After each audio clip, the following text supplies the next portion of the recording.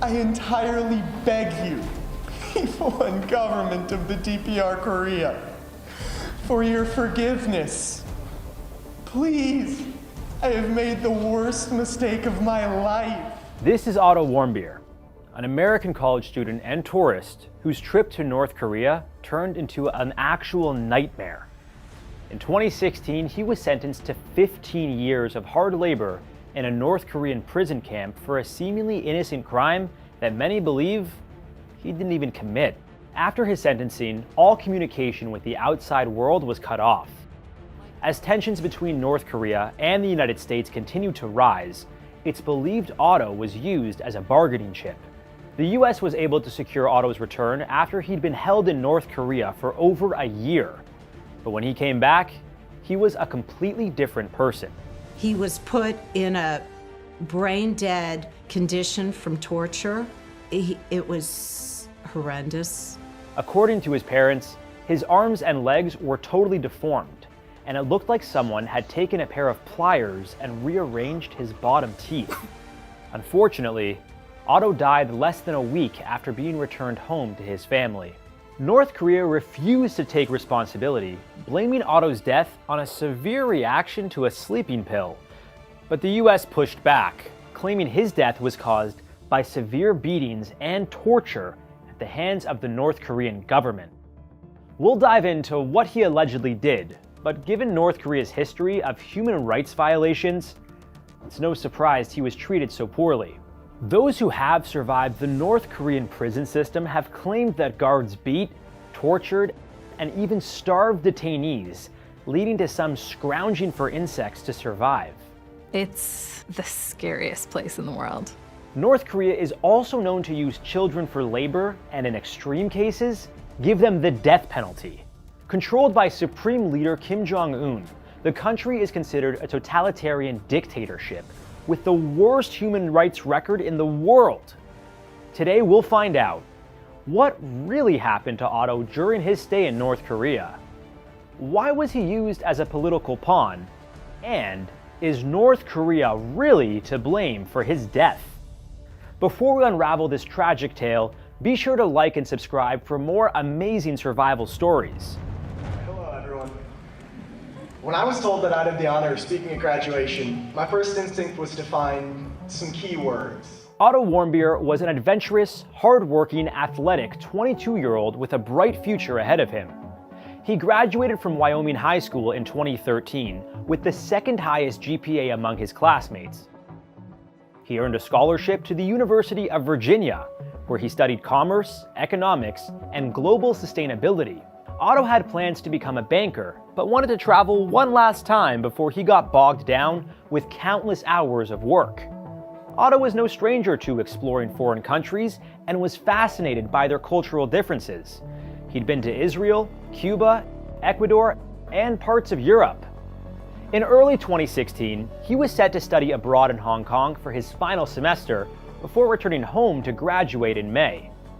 On his way to China, he decided to visit North Korea with Young Pioneer Tours, a budget-friendly travel group that specializes in taking tourists to places they normally wouldn't go. Their slogan even states, "Destinations your mother would rather you stayed away from." At the time, the United States had a travel advisory that strongly warned against their citizens traveling to North Korea. Still, the tour group claimed the trip was safe, even for US citizens. For Otto, it was a no-brainer. He signed up for a 5-day, 4-night New Year's party tour. Things started off light and fun for Otto and his tour mates. There weren't any red flags. Well, except for one offhand remark. Otto's new friends gave him the nickname Imperial Enemy as a way to poke fun at his American citizenship. He was one of just 2 Americans on the trip, which included Canadians, Australians, and Europeans. All in all, the group of newfound friends grew quite fond of each other. This is the last known footage of Otto before he would experience the greatest horrors of his life. Later that day, they celebrated New Year's Eve at a bar, before joining thousands of North Koreans in Pyongyang's main square. The tourists returned to their hotel, with some opting to continue drinking, while Otto's roommate for the duration of the trip, Danny Grattan, decided to check out the hotel's bowling alley. All in all, it was a successful New Year's Eve. On January 2nd, 2016, the group was set to head home. They made their way through security, with Otto and his roommate Danny being the last two in line. As the pair waited to get cleared to board the plane, suddenly, two soldiers escorted Otto to another room. He simply had a tap on the shoulder, two guards took him away, and I sort of laughingly said to him, well, that's the last we'll ever see of you, and because we got on so well, Otto turned around and just chuckled at me. There's great irony in those words. So why exactly was Otto detained? Looking back, I definitely think that there was a plan, and he was a part of it. As the plane was about to leave the terminal, without Otto on board, an official announced that he had been taken to the hospital because he was very sick. 2 months after being detained, it was finally revealed why he was arrested. North Korea accused Otto of trying to steal a propaganda poster from a restricted area at his hotel. On February 29, 2016, during a recorded press conference, Otto calmly confessed to the crime. He was seen reading directly from a prepared statement. Many people, his parents included, strongly believe he was being forced to confess.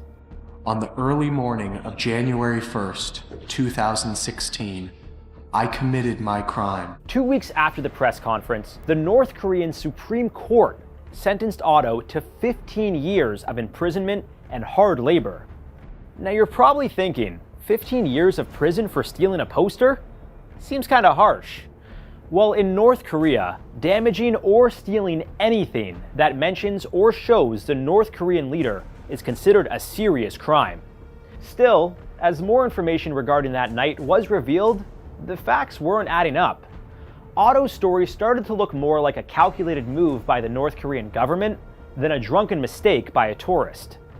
For one, the video evidence shows a shadowy figure taking down a poster around 2 a.m. There's no way to even confirm if it was a man or a woman. The timing was also off.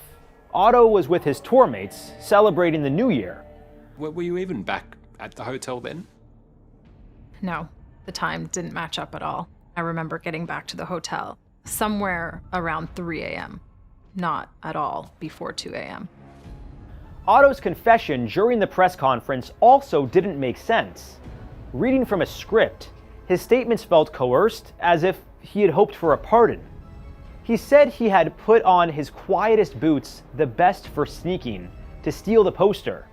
He also claimed it was at the request of the Methodist Church and the secretive Z Society at his university, both of whom had ties with the CIA. He stated it was all in an effort to bring home a trophy to harm the work ethic and motivation of the Korean people. Yeah, that sounds pretty sus to me. Of course, both the church and the Z Society would deny these outrageous claims, and on top of that, Otto was Jewish and not affiliated with the church. I never should have allowed myself to be allured by the United States administration to commit a crime in this country. So was Otto really framed? And why did his parents believe his arrest was linked to North Korea's weapons program? This was a very sensitive time in United States-North Korea relations, so the North Koreans, you knew early on, would use them as a bargaining chip. Relations between the United States and the North Korean government have never been good, and Otto's case had things going from bad to worse. Just days after being detained, North Korea had tested what was believed to be a nuclear weapon, and a few weeks later, a missile launch. This led to the United Nations imposing more sanctions against them, and the US government teaming up with South Korea's military for joint drills. In response to the joint drills, the North Korean government threatened a preemptive and offensive nuclear strike. So, how does Otto tie into all of this? It's believed he was used as a political pawn to not only ease import and export restrictions, but possibly enhance relations with the United States. 2016 was an election year for the US, and it's possible the North Korean government saw this as an opportunity to take advantage of. For over a year, Both the Obama and Trump administrations were sending government officials overseas in hopes of bringing Otto home safely.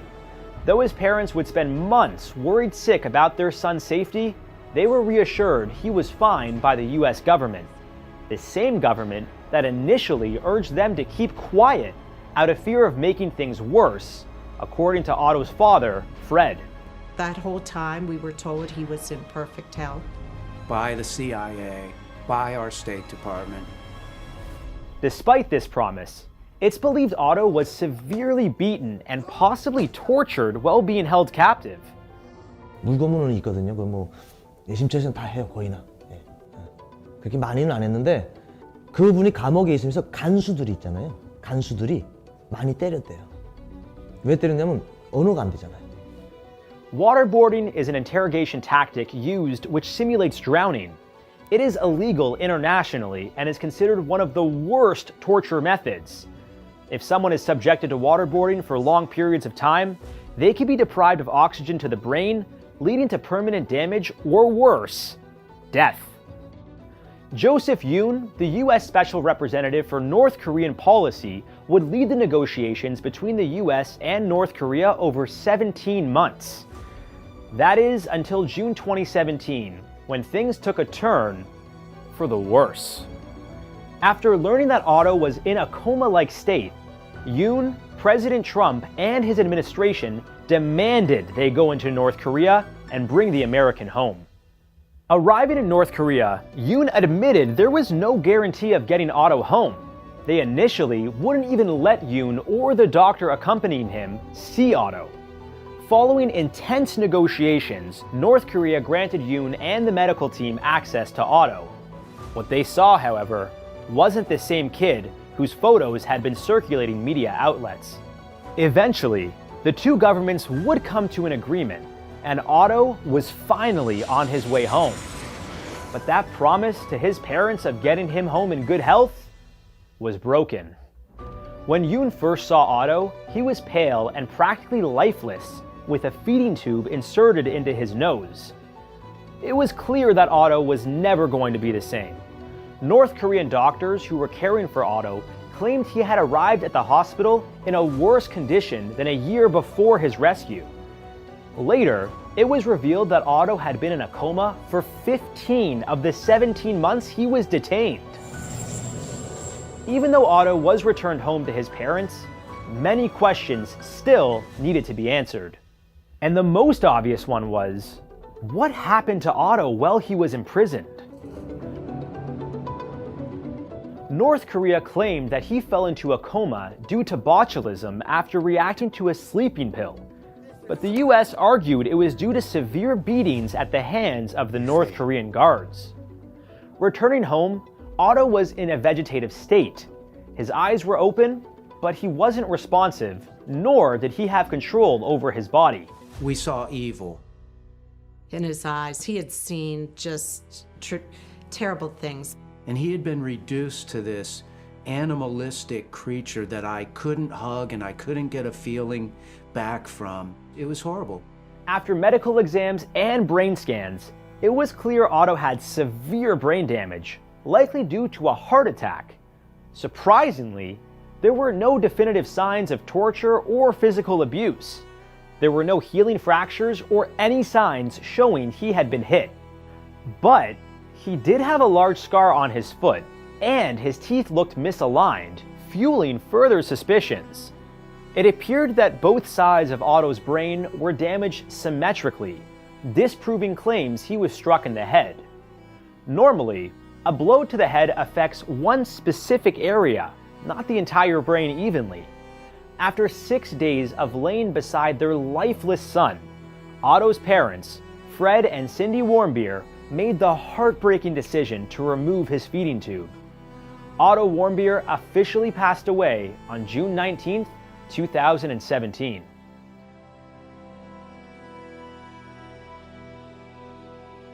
Otto's parents would go on to sue North Korea and win after the country wouldn't contest the claims. They were awarded $501 million in damages. However, it was a more symbolic win than anything, as North Korea refused to hand over the money.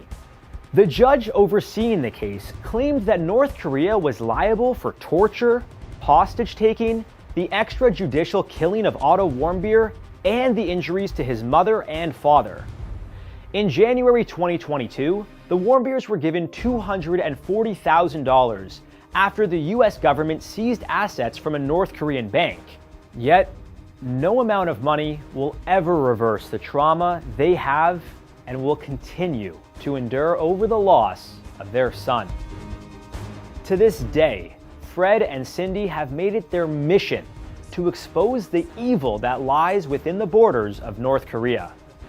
If you have any plans of traveling to North Korea, use Otto's story as a warning, especially if you're American.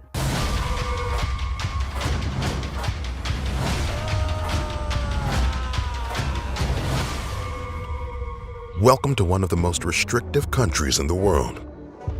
Ruled by an enigmatic, tyrannical, and violent leader, North Korean citizens and tourists can be threatened with jail or execution for the slightest mistake. Today, we compile 11 everyday things that can send you to prison or even get you executed in the Democratic People's Republic of Korea. You won't believe why one man was executed with anti-aircraft fire. How to Survive presents the worst things to do in North Korea. Watching movies. Any foreign movies, television series, or music is strictly forbidden. You can be shot just for watching an American movie, or worse, a South Korean drama. Defector Jun Mi-so was 11 years old when she saw a man executed in public for owning a South Korean drama. Witnessing executions like these is mandatory. Not doing so would be considered treason, and you could face a similar fate. Listening to music. Kim Kyung-kyok was 16 when police raided his home in 2009 and found DVDs of South Korean pop music. He was detained and tortured for days, but he never confessed that it was his own father who gave him the DVDs. His father had connections that allowed him to bribe the guards to free his son. A few years later, Kim managed to escape the country. Nowadays, people share movies and series on encrypted USB sticks. Religious freedom. Foreign books are forbidden, but there is one especially dangerous to possess: the Bible. Classifying itself as an atheist state, North Korea has banned all religions. In the case of the Bible, it's also considered a symbol of Western culture. In 2014, American Jeffrey Fowle was arrested after leaving a Bible in a restaurant bathroom. He was accused of being a missionary, charged with crimes against the state, and sentenced to hard labor. After 5 months of arduous diplomatic efforts, Fowle was released, but his friends were kept in custody. If you practice a religion, remember that while in the country, do not bring any religious objects such as necklaces, images, and especially a Bible. Jeans. I know we love them, but in North Korea, jeans are considered a symbol of American culture. Because of this, they are strictly forbidden. In 2021, dictator Kim Jong-un also banned tight pants and lip and nose piercings. According to him, they represent a capitalist lifestyle. If you want to visit this country, you'll have to forget fashion altogether. Haircuts. In Western culture, hair is a form of expression, but in North Korea, this doesn't seem to be the case. Many reports claim that men can only choose between 10 to 15 haircuts, while women must wear one of these 18 hairstyles. As for mullets, don't even think about it. They were banned in 2021. But wait, I know a guy with a wild haircut in North Korea. Oh yeah, that's the guy. Well, I guess you can make an exception for yourself. Smoking weed. Weed grows freely on the roadsides of North Korea. A rumor that led some media outlets to believe that it was legal and cheap to sell. Some websites even predicted that the country would become the new Amsterdam. They were soon proven wrong. The plants are industrial hemp, which has very little THC. This is weed's psychoactive component, and the authorities have made it clear that marijuana is as illegal as cocaine or heroin. Don't be fooled, my friend. It can be a very bad trip. Shopping. It is normal for travelers to exchange for local currency when arriving in another country. But this isn't the case in the Hermit Kingdom. The North Korean won is generally only for citizens. As a foreigner, you should use US dollars, euros, or the Chinese yen. Do not try to get North Korean currency as a souvenir to take home with you, since it might get you arrested. Also, never try to enter stores for the locals. The state will provide you with a guide who will kindly tell you which stores are open for tourists. Not dusting regularly. Every North Korean family must keep a portrait of former leaders Kim Il-sung and Kim Jong-il. They must be displayed high up so that no one can surpass them in height. The family must also keep the portraits spotless. Guards regularly inspect the frames of each house. Even a thin layer of dust can get you a hefty fine. In 2020, when her house caught fire, a mother ran to save her 2 children but left behind the portraits. She was detained and even denied antibiotics for her children to help with their injuries. Her fate remains unknown, but she is reported to be facing a jail sentence. Laughing. Every year, beginning on December 17th, North Koreans are required to mourn for 1 day for every year since the 2010 passing of former leader Kim Jong-il. During this period, people cannot laugh, drink alcohol, exercise, or even grocery shop. Police patrol the streets and inspect homes to make sure everyone is grieving the leader's death. People who do not observe these strict rules are prosecuted as ideological criminals. Dozing off. During a 2015 event attended by Kim Jong-un, Defense Minister Young Yong-chol fell asleep and failed to comply with the leader's instructions. The dictator was so angered by the perceived disloyalty that he sentenced him to be executed. But instead of a firing squad as usual, Hyun was placed in front of an anti-aircraft gun and killed. Taking souvenirs. In 2016, student Otto Warmbier took a guided tour. He was the only American in the group. As the tourists were about to board a plane, Otto was stopped by the military. According to the authorities, Otto stole a propaganda poster from one of the restricted areas of the hotel the group was staying. While in custody, he was forced to read a confession in which he said he had committed the crime at the request of a Methodist church, a university secret society, and the US government. After 17 months of tense negotiations between the US and North Korea, Otto was released in 2017, but the young man was in a coma. He died shortly after returning home at the age of 22. It was never clear whether Otto actually stole the poster, but the US government warns Americans not to travel to North Korea because of the high risk of political imprisonment. You may have to rein in your curiosity and avoid visiting such a hostile place.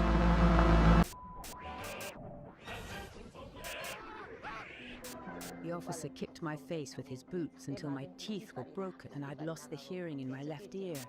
I personally experienced watching public execution. I was only 11 around. As one of the most isolated places, you could only imagine what unthinkable horrors have occurred within the borders of North Korea. It's the scariest place in the world. Today we'll uncover some of the country's darkest secrets.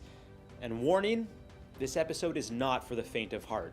Viewer discretion is advised. From labor camps, executions, extreme hunger, and laws that could affect your unborn children, the family-run country is full of skeletons, both figuratively and literally. As a punishment, my finger was cut off, but I was just relieved that I wasn't publicly executed, and as a child, I was just thankful that was it. Some have successfully escaped the wrath of the Kim family, but continue to deal with the aftermath of their experiences. They told me, from now on, you're not a human being, you don't have a name.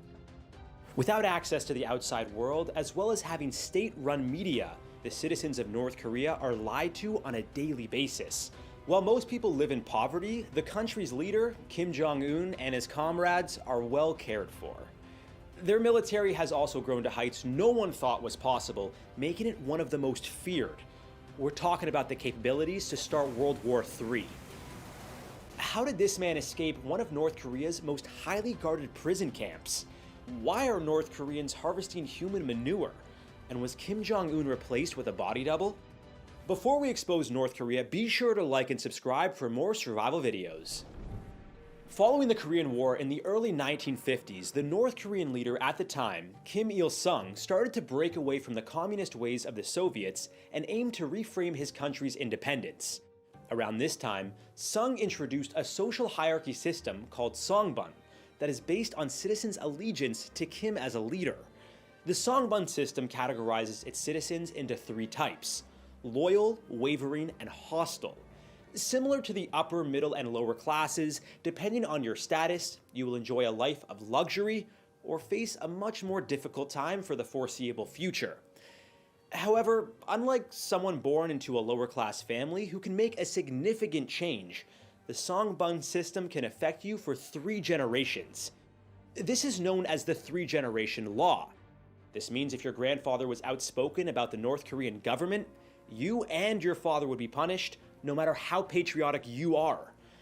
To no surprise, those who are seen as the most loyal get to enjoy the best North Korea has to offer, from education to work opportunities, and even access to food when famine hits, which happens quite often. Citizens seen as hostile are treated as prisoners, with the lucky ones being forced to work in labor camps. But lucky maybe isn't the right term to use. And for any citizens who are deemed extremely hostile, they can be given the death penalty. According to some unverified testimony, this could include death by firing squad, decapitation, or hanging, and they're often done in public to set an example. In 1972, following his father's footsteps with Songbun, Kim Jong-il implemented what's known as the Juche ideology. Juche follows 4 principles: autonomy in ideology, independence in politics, self-sufficiency in the economy, and self-reliance in defense. With a focus on growing North Korea as its own country, Kim Il-sung shifted his attention to building a self-sustainable nation with a powerful military. This led to the government constructing more military airfields and underground aircraft hangars. It also focused on recruitment, encouraging citizens to fight for their country. However, the newfound ideology also meant the government would take control of everything within its borders. Statues of Sung were built all over the nation in an effort to coax their citizens into believing he was a leader of the people. This was also when the government restricted international travel and took complete control of the state's media. The only citizens allowed to leave North Korea these days are diplomats, elite students, recruited workers, and athletes, all the while being monitored 24/7 and questioned upon their return. As the years went on and the Soviet Union started to fall apart, so did Kim Il-sung's health. This is when his son, Kim Jong-il, started to take on more responsibilities. In 1994, following his father's death, he became the country's new supreme leader. This officially came into effect after the nation's 3-year mourning period of their first leader, Kim Il-sung. And on the anniversary of his death, you better be extra careful about how you act. Kim Jong-il ran the country until he suffered a heart attack and died in 2011, allowing the country's current leader, Kim Jong-un, his son, to take over. With his family's roots deeply tied to the state's independence, Kim Jong-un has continued upholding rather absurd laws. But as silly as they are, you could suffer severe punishment if you're caught breaking them, and so will any future generations carrying your name. For example, men must choose from 10 different haircuts, and women can choose from 18. This is to maintain the country's ideology and reduce any influence from the outside world. Portraits of the country's 2 previous leaders, Kim Jong-un's father and grandfather, are also essential in every household. But the law doesn't stop there. In addition to being required to maintain the portraits, they must be framed taller than anyone in the household and kept immaculately clean.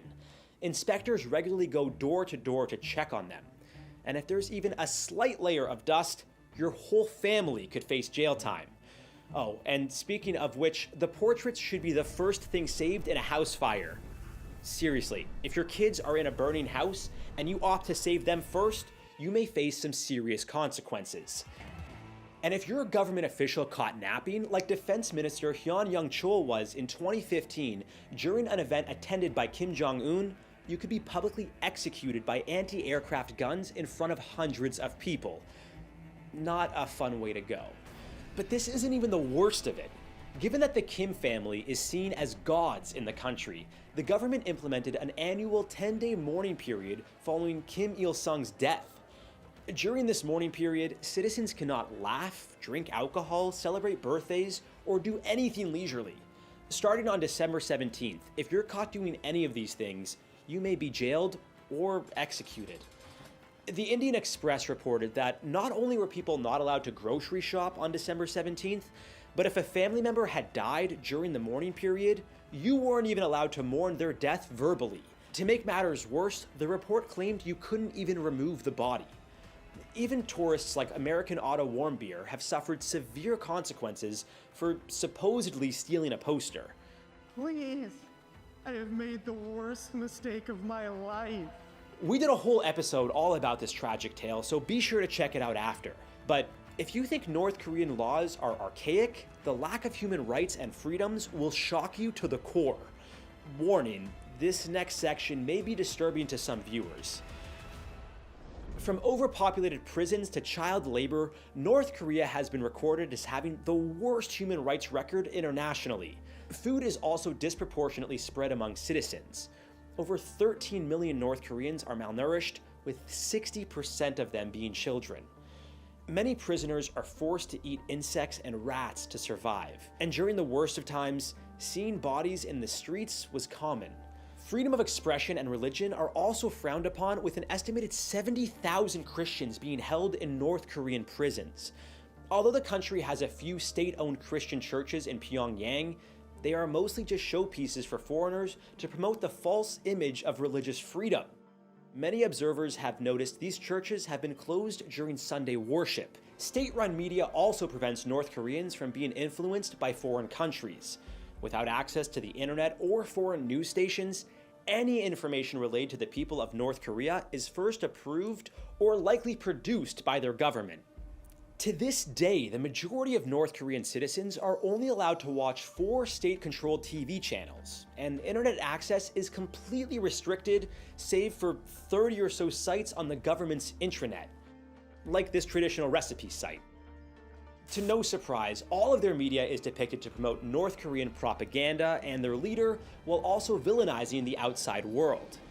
Miss Kim Il-sung was sent to camp number 18 at Pukchang at the age of 13.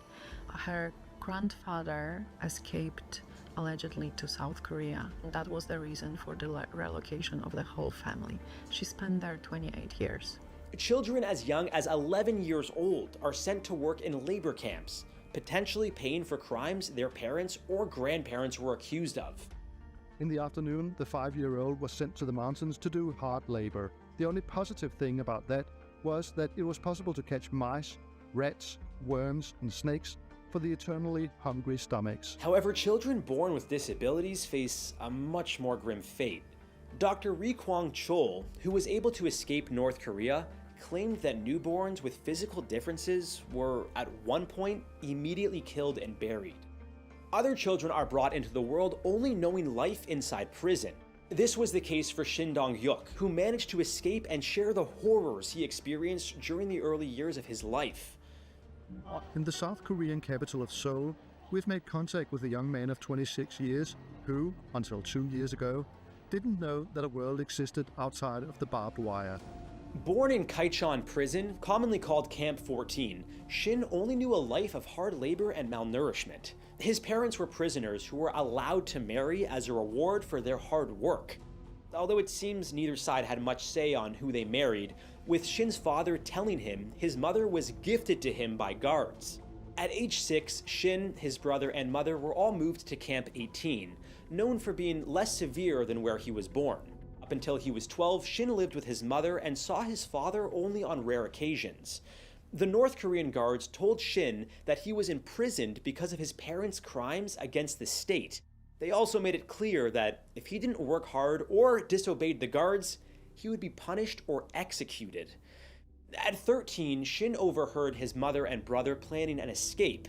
Starving and fearing for his life, he told the guards about what he heard. But instead of being rewarded for his loyalty, he was forced to watch his family's execution. Growing up, did you ever think about escaping?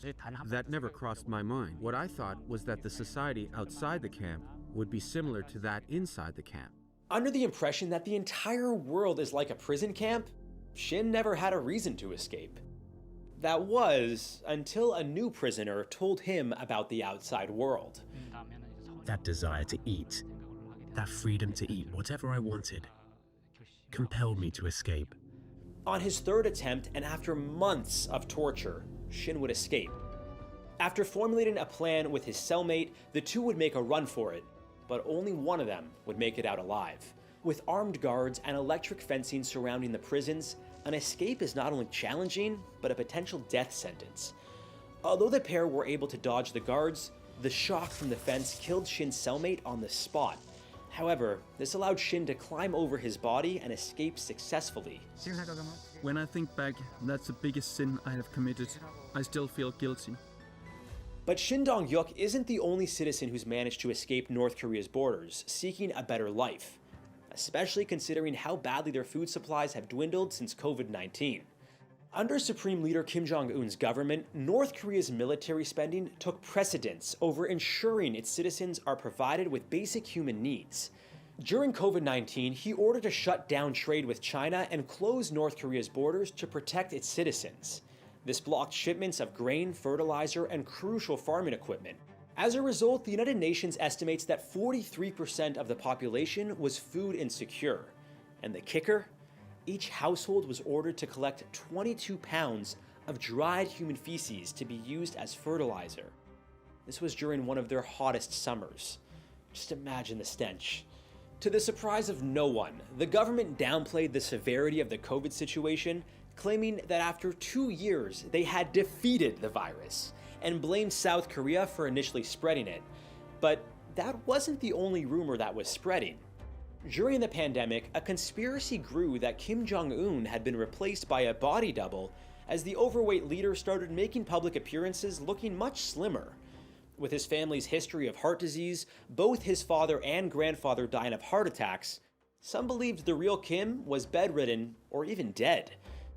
Rumors had been rife about Kim's health after he underwent a heart surgery last month. Some publications even reported his death, calling the man in the photographs Kim's body double. But it turned out Kim just opted for a healthier lifestyle. This was confirmed by a South Korean intelligence agency, which keeps tabs on North Korea's leader, given his unpredictable nature. As of now, it seems Kim Jong-un's focus is on continuing to grow his military capabilities while remaining close to neighboring countries such as Russia and China, with the country regularly performing missile tests and now harboring an arsenal of around 50 nukes. Who knows what Un is planning to do next? As tensions between the North and South continue to rise, as well as a troublesome relationship with the United States, let's hope things don't go from bad to worse. Like World War III worse. What's the punishment for napping in North Korea? Well, for Defense Minister Hyun Young-chol, it was being publicly executed by anti-aircraft guns in front of hundreds of people. If you think napping is a dumb thing to be killed for, well, you're clearly not familiar with the North Korean legal system. Under their rules, you're always just one wrong haircut or a chuckle away from being the next public example. Today, we've compiled the most shocking laws that exist only in North Korea. These guys do not mess around. It's reported that they executed over 1,400 citizens between 2000 and 2013 alone. Hang the frames. All households must keep portraits of the country's former leaders and hang them on the most visible wall of the house. at a height that no one is able to stand taller than the leaders. Most importantly, you need to keep them extremely clean. Inspectors are sent door to door to assess whether you're taking proper care of them. If they find even the slightest layer of dust, your whole family can face jail time. State-approved haircuts. It's weird that a guy with this haircut would be allowed to tell other people what hairstyles they can wear. But this isn't your usual country, right? Men are only allowed to wear about 10 strict, not too sexy haircuts, while women can choose from these 18. Fussy. Jeans are forbidden. I know you love your cowboy look, but it's strictly forbidden here, especially wearing blue jeans. Jeans are considered a symbol of the demonic Western lifestyle. Even worse, the American culture. Don't touch the money. If for some reason you're allowed to enter North Korea, never try to get the country's currency, the won. You can use euros, American dollars, or Chinese yuan for shopping, but if you try to exchange them for the North Korean won as a souvenir, things can end up, well, very badly. The caste system. If you think castes are a thing of the past, well, you're right, but not in North Korea. A complex system of 51 categories determines if you're considered loyal, wavering, or hostile to the regime. The loyal families are descendants of soldiers who fought against Japan for the country's independence and against South Korea in the 50s. Loyalists get all the advantages, like the ability to live in the capital and the highest paid jobs. Wavering families have low-paid jobs and are mostly left alone, but if your ancestors opposed the communist regime imposed in 1948, a life of pain awaits you.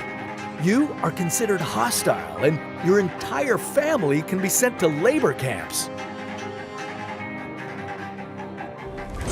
Don't laugh. After the death of his father, Kim Jong-il, in 2011, Kim Jong-un ordered the country to mourn for a whole week. No one was allowed to laugh, drink alcohol, exercise, or even go shopping.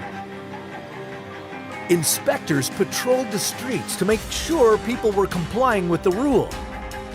For the 10th anniversary of Kim Jong-il's death in 2021, a mourning period of 11 days was imposed.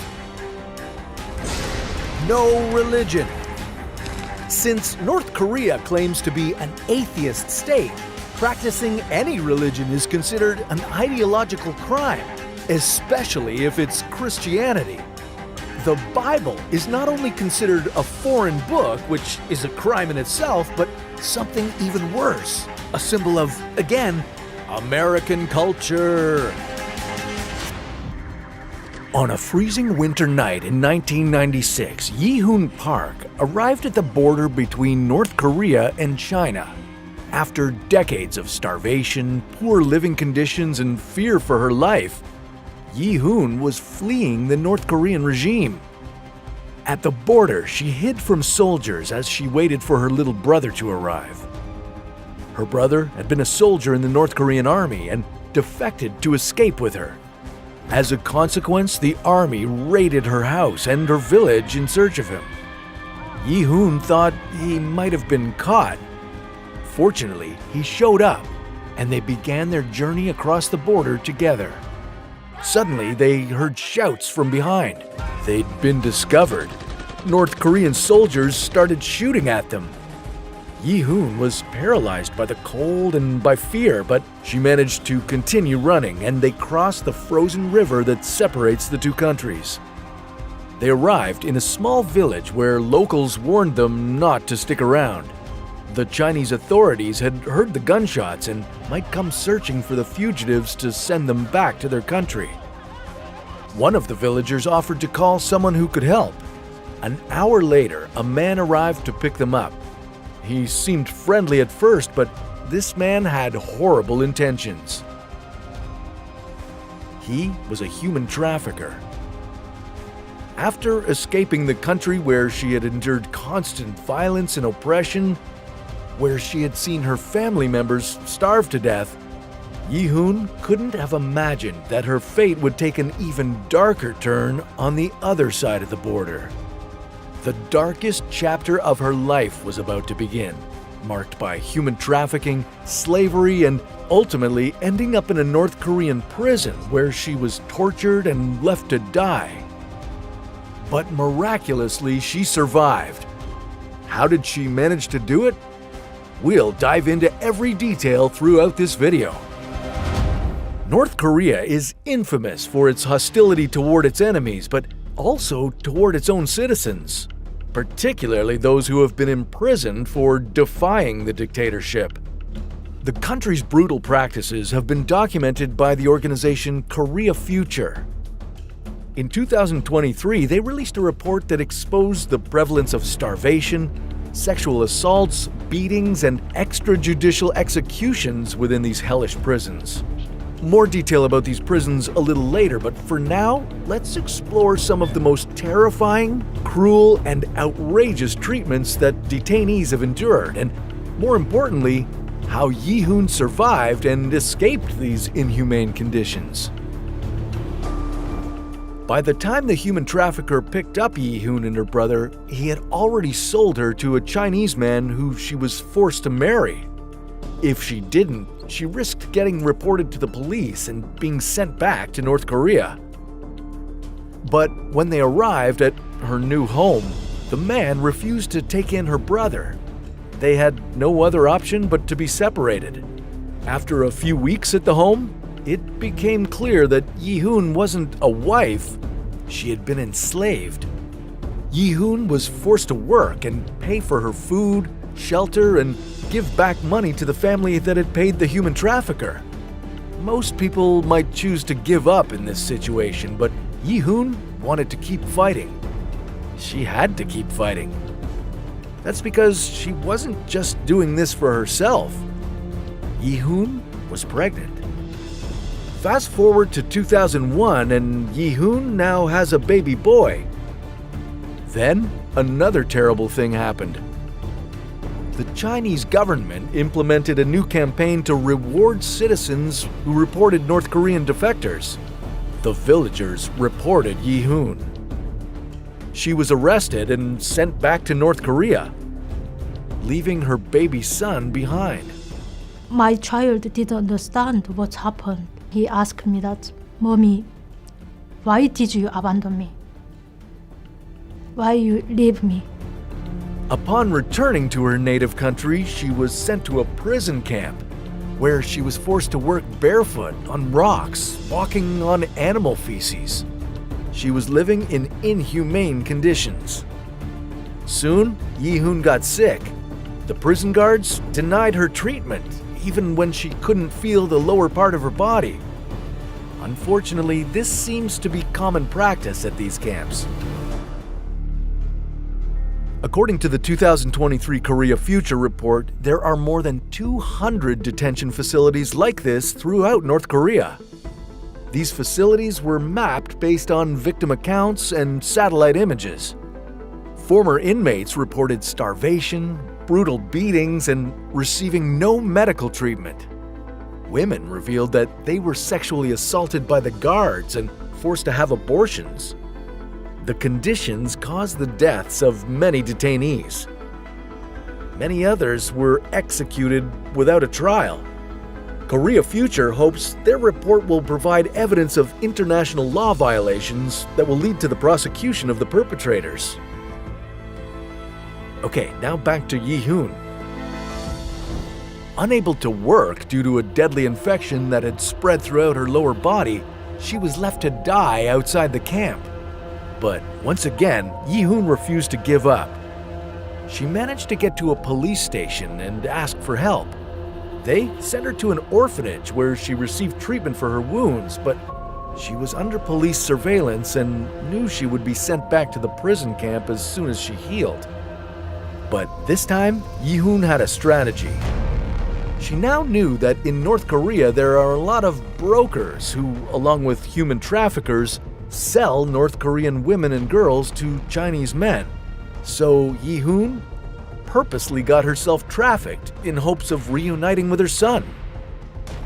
While she was crossing the border with the broker and other trafficked people, their appearance raised questions from a taxi driver. He could report them to police and be rewarded. Yi-hoon was the only one who could speak Chinese. She handled the situation and saved everyone's lives. The broker was thankful that she had saved his life. He decided not to sell her and allowed her to contact her son. For the first time in years, Yi-hoon was free. She found her son and took him away from the village. She was trying to reach a South Korean embassy to ask for asylum when she met another North Korean escapee. They fell in love almost immediately. Eventually, the new couple and her son managed to contact the United Nations and were guaranteed refuge in the United Kingdom. They're now living there with their children. After escaping a North Korean prison camp, getting human trafficked and sold into slavery, Yi-hoon is speaking out about the terrible conditions she faced. She's written a book and several documentaries have been made about her incredible survival story. Hopefully, her testimony, along with hundreds of other survivors and the evidence collected by organizations like Korea Future, will shine a light on the abuses of this repressive regime and bring the perpetrators to justice. North Koreans deserve the right to live freely without the fear of torture and persecutions. You can make that possible by sharing our story.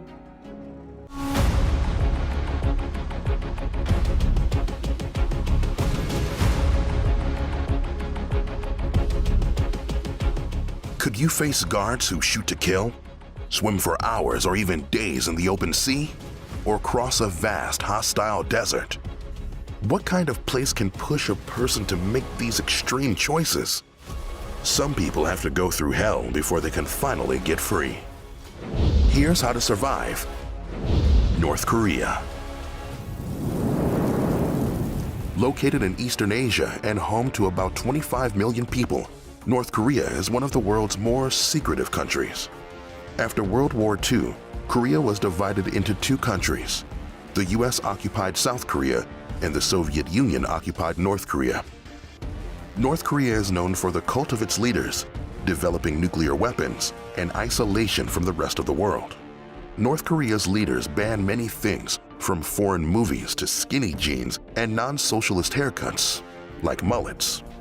It's difficult to travel inside the country without permission, and leaving is almost impossible.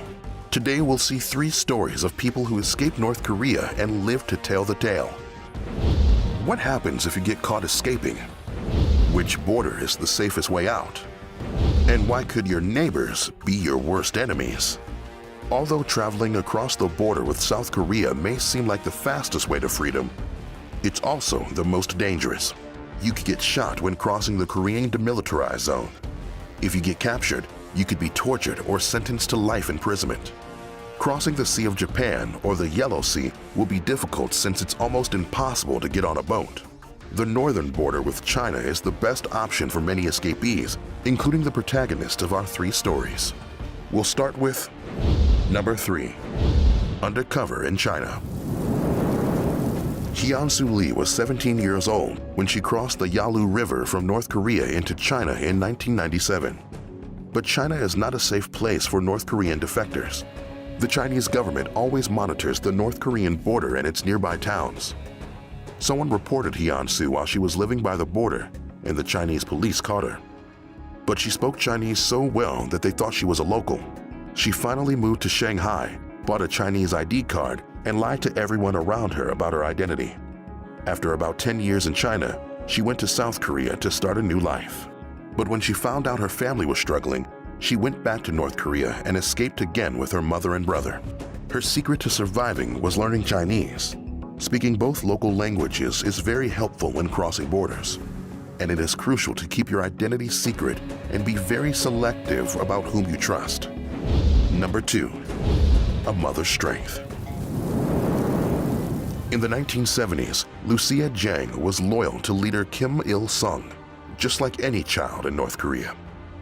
But her family was not allowed to join the Communist Party. They were forced to live in poverty, hunger, and shame. Jiang married an abusive partner who sold their baby during the North Korean famine in the 90s. They separated. Then Lucia started illegally crossing into China to get food for her parents. She married illegally in China, but got deported and sent to jail in North Korea for 3 years. After being released, she went back to China and became pregnant, but she knew that China would not recognize her baby as a citizen. She returned to North Korea, but the authorities determined her baby would be killed when it was born, and she would be imprisoned again. She fled to a relative's remote home and gave birth in secret. Later, Lucia carried her baby son across a river into China. Jane then discovered an underground network for Korean escapees that led her to Mongolia. Next, she found a way to South Korea and eventually Canada. Jane says her secret was to take it one step at a time, and becoming a mother gave her a reason to keep on fighting. Number 1, the 4th time's a charm. Scott Kim and his mother were starving when they first escaped into China in 2001. He was 17 years old. They worked as farmers for a year until a neighbor reported them. The police brought them back to North Korea. He was sent to a detention center and treated like an animal. But Scott told them he was 15 years old, and the authorities sent him to an orphan's medical center. He escaped soon after that, went back to China, and worked on a farm. Chinese authorities captured him a second time while he was looking for his mother. Back in North Korea again, the authorities sent Scott to a labor camp on a mountain. He had to chop down trees for months. He escaped, got caught again, and was sentenced to a political prisoners camp for the rest of his life. A broker helped him bribe the authorities, and he made it back to China. There he worked to pay his debt to the broker.